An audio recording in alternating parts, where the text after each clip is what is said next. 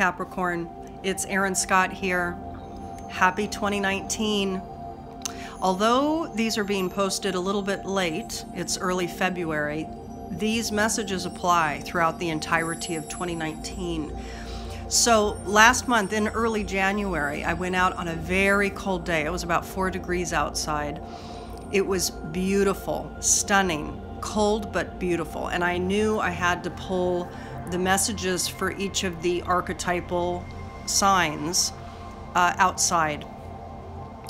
So Capricorn, this year, the growth for you, for the archetype of Capricorn Sun and Capricorn Ascendants, the main theme of your growth this year is number 42.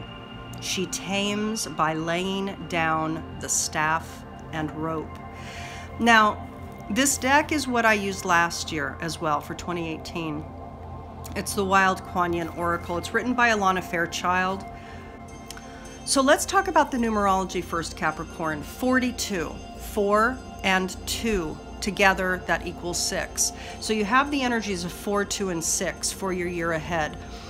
Numbers, of course, have functionality. They have a quality set and they have a function in natural systems. So we always want to look at the numbers and the associated numbers for the cycle or the path. 4 has to do with stability. It has to do with organization, stability, safety, security, balance, okay? 2 has to do with relationship to our thoughts, our emotions, people, our context, relationship. Life equals relationship. So 2 is always about relationship dynamics and ultimately the desire that seeks peace and harmony between 2 entities or 2 processes. 6 has to do with family, safety, security, finances, but it also has to do with the combination or the meeting of spirit and matter, the immaterial realm and the material realm. So there's an element of balance to 6 as well, just like there is with 2. And what we might find here for you as we read through this narrative of she tames by laying down the staff and rope is that there might very well be issues of family balance that is necessary in your process this year. So Capricorn, this is Kuan Yin speaking to you. My ways prevail.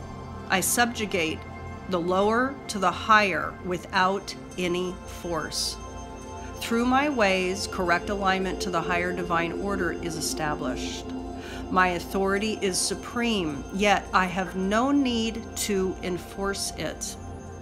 Devotion to me is absolute, yet I bestow freedom. I show you now the whispering way to tame great force. I initiate you into the way of strength without coercion, the way of attraction without demand. Follow me and learn the art of feminine power, Capricorn. The art of feminine power. That fear shall always succumb to love. Now, before I explain what the card means, more about what the card means, let's talk about this for a minute. Love, quote unquote, is the foundations of the consciousness field, okay? It's holistic in its orientation, it's emergent, it imbues the quality sets, the organizing principles of living systems. This foundational consciousness field is the source field. It is the God source, okay? When it comes to fear, which is the opposition to love, fear contracts. It establishes its place on separation, on duality, okay? So fear, whenever one is motivated by fear, it will ultimately collapse because it's not based on the quote-unquote love frequency, the natural frequency of the source field, Capricorn. So this is about balance, it's about your own innate power, and it's about stepping up to what could be associated with the Strength card in the Major Arcana of the Tarot, which is about the establishment of power through gentleness, Okay, so this is what the card means for you. This is what your process, your evolutionary process in 2019, Capricorn, is about for you. Inherently, naturally, for the archetype of Capricorn Sun and Capricorn Ascendant. There is something that you want to attain. A situation exists that you would like to change. It may be something in your way of thinking or being, or a habit of body or mind. It may be a pattern within your emotional world, or an actual physical situation or obstacle you wish to change. Perhaps you want it transformed completely, or perhaps you simply want some of the rough edges smoothed. No matter whether it is a small or a large change that is desired, you have been attempting to bring it about through exertion of your will. Now, there is a time and a place for such approaches. The strength of human will should never be underestimated. Yet there is another way, a gentler and more peaceful way that will evoke little resistance within you and help you attract what you want rather than have to carve it out of your own blood, sweat, and tears. This is the taming power, the magnetic lure of attraction that can tame even beyond the capacity of the will. This way of gentleness takes great strength of will, but it is will that redirects the pushing, striving mind, rather than the action of willpower that seeks to mold the physical world or control the people in your life, to have them act as you would wish. It is a way that attracts the devotion of others and draws you to the aid and support you need. Yet, you are not required to grasp for such generosity. So you are being initiated into the teachings of the taming way of the feminine power. Whether you are man or woman, once you have tasted the way of masculine power, the way of force and effort, your soul will wish to experience its polarity, the way of magnetism and more effortless attraction. I'm going to stop there and I'm going to interrupt this to say something very important. As most of you listening to this, watching this video, know, the North Node is currently transiting Cancer, your polarity, while the South Node of the Moon is transiting Capricorn. The South Node inherently is asking us to detach from toxic patterns that are associated with the Saturnian, Capricornian, patriarchal narrative, period. So collectively, all of us are asked to connect with the moon-oriented, Cancerian, mother archetype, feminine orientation, connection to intuitive wisdom, connection to our emotional guidance system, a revalidation of the feminine, a rebalancing of the feminine, Capricorn. Do you hear what this is talking about? Very specifically, Capricorn is guided. This is the process of your growth, and indeed, it's associated with the astrological alignment. As always, it's perfect, right? So, let me continue. So then, the teaching begins here. You must be willing to become empty in order to be filled. You must be willing to accept the very thing you wish to be transformed. You must be willing to become flexible in order to stay true on your path. You must be willing to become childlike in order to be wise. It is in embracing what is that empowers you to transform it, and that is absolutely the truth here. You must acknowledge and fully accept what is. There can be no changing what the delusion is. There has to be an acknowledgement of what is first. You can, of course, choose the other way, to pursue, push, and direct. However, you will find it an uphill battle all the way, and it will only get you so far. This way holds more finesse, attains a greater result, and will lead you further along your spiritual path as you learn that the opposites are only an appearance of reality, not reality itself. You cannot embrace and empower one side of a war without empowering the war itself. You cannot embrace and empower one side of a war without empowering the war itself. To surrender resistance and even preference gives you freedom. I'm going to repeat that because this is very true and very much along the lines of my orientation. To surrender resistance and even preference gives you freedom. You can then manifest through invitation what is offered from the heart space. There is no control here. And yet you will seem to command an army whilst ever your heart is pure and remains true to peace.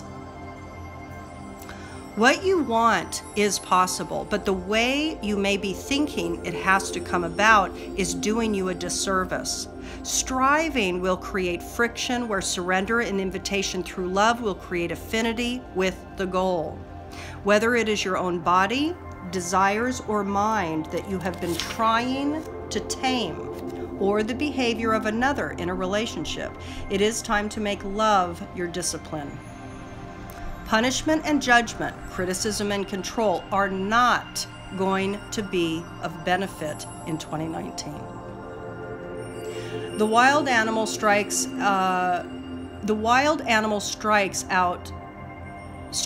at force. Let me repeat that. The wild animal strikes out at force coming toward it. It is an instinct. To be at peace, to be open with love toward that animal, creates an invitation for connection. This invitation from a place of love rather than fear or need, which is evoking lack, creates a magnetic, irresistible pull of attraction. To allow for timing, to allow for choice, to allow for freedom, these approaches create respect and fertilize life. This oracle comes to you with guidance if you have been pursuing a relationship or connection with another.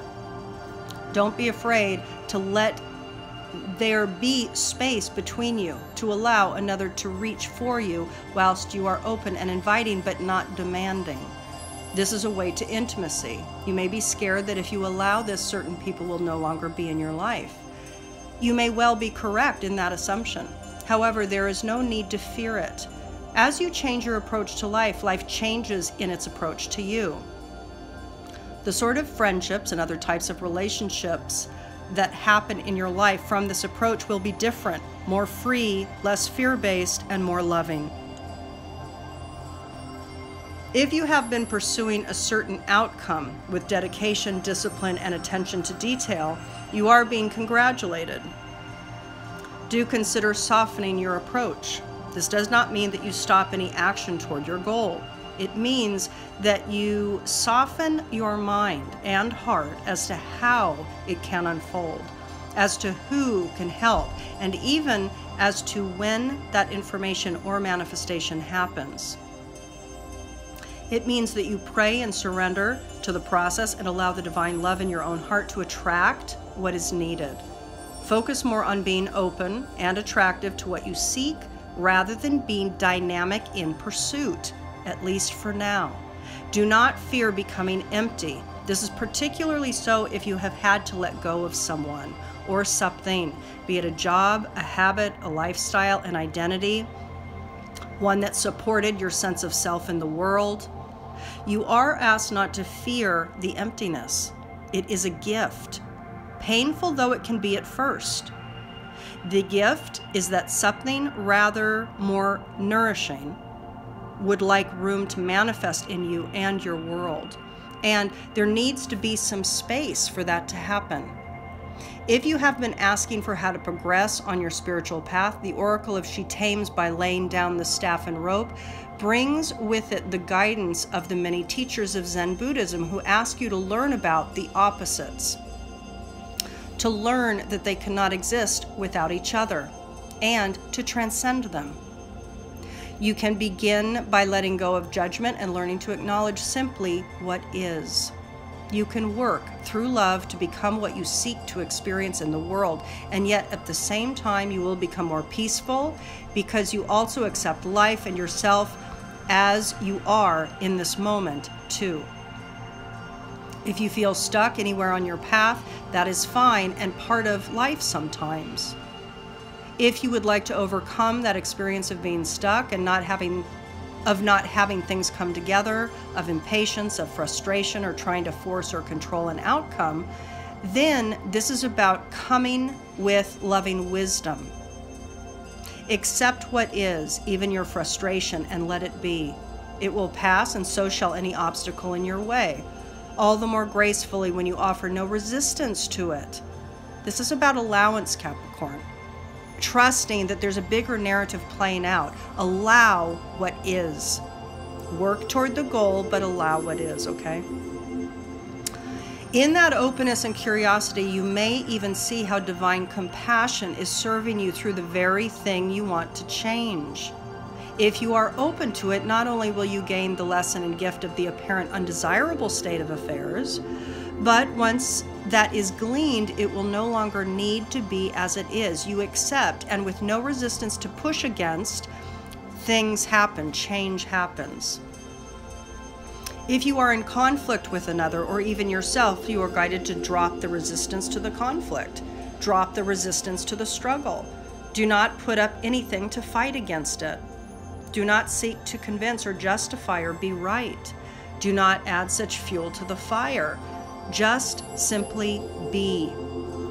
Do not engage in drama if another is seeking to draw you into their fight or their world of criticism, fear, or judgment. Simply choose to lay down your weapons of control and not join in with this fight. This doesn't mean you enter into a battle defenseless. It means that you don't enter into the battle at all.